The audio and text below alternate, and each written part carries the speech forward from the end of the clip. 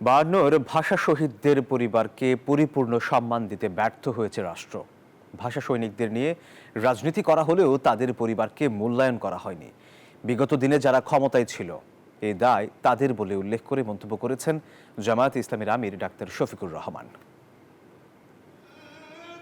শুক্রবার রাজধানীর জাতীয় প্রেস ক্লাবে জামায়াতের পক্ষ থেকে শহীদ দিবস ও আন্তর্জাতিক মাতৃভাষা দিবস উপলক্ষে আলোচনা সভার আয়োজন করা হয়। উপস্থিত ছিলেন দলটির আমির সহ ঢাকা মহানগর দক্ষিণের নেতাকর্মীরা। এ সময় প্রধান অতিথির বক্তব্যে জামায়াতের আমির ডাক্তার শফিকুর রহমান বলেন, ইতিহাস বিকৃতির মাধ্যমে ইতিহাসের নায়কদের যথাযথ সম্মান দিতে পারেনি রাষ্ট্র, যার দায় বিগত ক্ষমতাসীনদের দেন তিনি।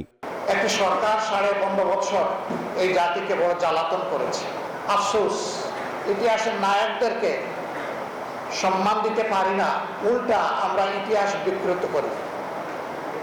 কিন্তু সেই ইতিহাসই আবার বড় নির্মম। এই ইতিহাস কাউকে ছাড় দেয় না। ইতিহাসের বিকৃতকারীরা সব সময় ইতিহাসের আস্থা করে পড়ে গিয়েছে।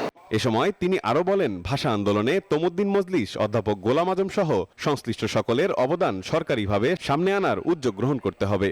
ভাষা আন্দোলনটা দারুণ বিকৃতির কবলে পড়েছে। অধ্যাপক গোলাম আজম সাহেবের যতটুকু অংশ তাকে অতটুকু দিতে অসুবিধা কি? তমদ্দুন মজলিস নামের যে সংগঠন এই আন্দোলনের সূচনা করলো, তারা ইতিহাস থেকে বিলীন কেন? যার যেখানে জায়গা থাকে সেখানে জায়গা করে দিতে হবে। এর আগে একই অনুষ্ঠানে জামায়াতের ঢাকা দক্ষিণের সেক্রেটারি ডক্টর শফিকুল ইসলাম মাসুদ বলেন, পরিস্থিতি অস্বাভাবিক হবার আগেই জামায়াতের নেতা এটিএম আজহারের মুক্তি দিতে হবে। পরিস্থিতি অস্বাভাবিক করার আগে এটিএম আজহারুল ইসলামকে মুক্তির ব্যবস্থা করুন।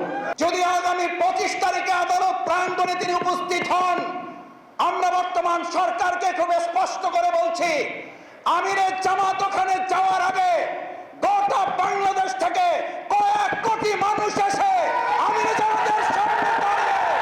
সকালে রাজধানীর পল্টনে আন্তর্জাতিক মাতৃভাষা দিবস উপলক্ষে জামায়াত ইসলামী ঢাকা মহানগর দক্ষিণ আয়োজিত দিনব্যাপী ফ্রি মেডিকেল ক্যাম্প উদ্বোধন করেন দলটির আমির ডক্টর শফিকুর রহমান।